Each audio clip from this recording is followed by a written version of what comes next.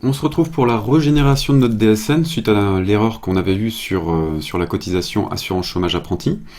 Donc je vous montre les bulletins, enfin la DUX EDI que j'ai régénérée, et on voit bien que notre cotisation apprenti n'est plus sur cette DUX. Donc l'erreur semble corrigée dans la paye. Ce qu'on va faire, c'est qu'on va régénérer directement en DSN mensuel toutes les données, c'est-à-dire qu'on va renvoyer les données sur la base de données DS avancée. Je repasse du coup, je vais aller un peu vite par DSN mensuel, transfert des données, autre, et je vérifie mes dates, c'est bon. Je clique sur OK et j'attends que la DSN se génère.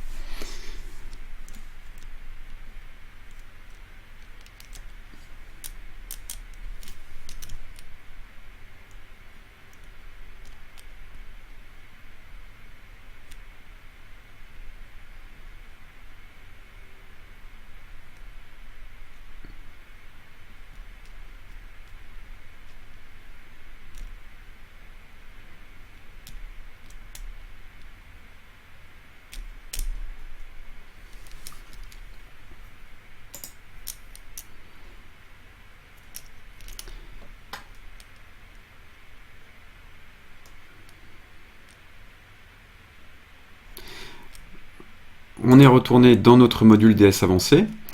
Alors ce qu'on voit, ce qu'on peut voir ici, c'est que la DSN n'est plus en gras. La première fois, vous vous souvenez, je vous avais dit que quand elle est générée pour la première fois, qu'on ne l'a pas ouverte, elle est censée être en gras. Et le souci, c'est que si elle n'est pas en gras, ça veut dire qu'elle avait déjà été créée précédemment. On vient de synchroniser de nouvelles données de la paye jusqu'à la base de données DSA, DS avancée.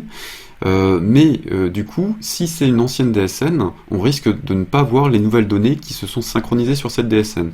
Donc on va vérifier tout de suite en l'ouvrant si au niveau de l'établissement et des cotisations, on a réglé notre souci. Et effectivement, on a toujours la rubrique 423. Donc, ce que je vous propose, quand vous avez des erreurs comme ça au niveau de la paye, que vous voulez tout resynchroniser pour que ce soit vraiment parfait entre la paye, la base de données paye et puis la base de données DS avancée, pensez à supprimer d'abord, en premier lieu, avant de resynchroniser votre ancienne DSN. Si vous ne l'avez pas fait, il suffit simplement de faire clic droit, régénérer. Ça va supprimer et remplacer l'ancienne DSN par les nouvelles données qu'on a dans le module déclaration sociale avancée, ou sinon vous pouvez l'actualiser. L'actualisation, ça peut être intéressant quand vous avez déjà saisi beaucoup de choses manuellement dans la DSN et que vous ne voulez pas revenir en arrière. Je ne vous le conseille pas, moi personnellement je préfère repartir de zéro.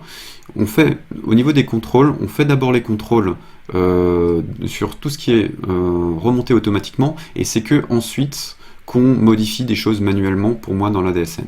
Donc du coup, passer par une régénération, c'est ce que je vais faire. On me dit que mes modifications seront perdues, donc mes modifications manuelles. Je clique sur OK.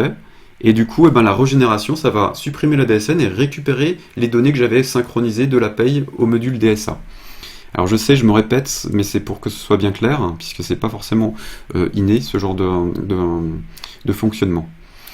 Alors, ce qui est dommage, c'est qu'on n'a pas de nouveau la ligne en gras.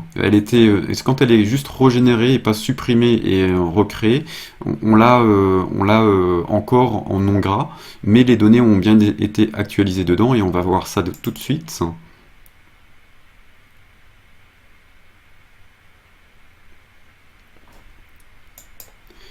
Quand je vais sur établissement, cotisation, je vois que ma rubrique de cotisation, enfin mon code cotisation lié à l'apprenti, à l'assurance chômage apprenti n'est plus là, et je vois aussi que le montant total des cotisations a bien été modifié. Si je regarde par rapport à ma DUX ou par rapport à mon état résumé de cotisation, on va regarder par rapport à la DUX, on a 42 884 en cotisation. Si je reviens au niveau de la DSN, 42 884.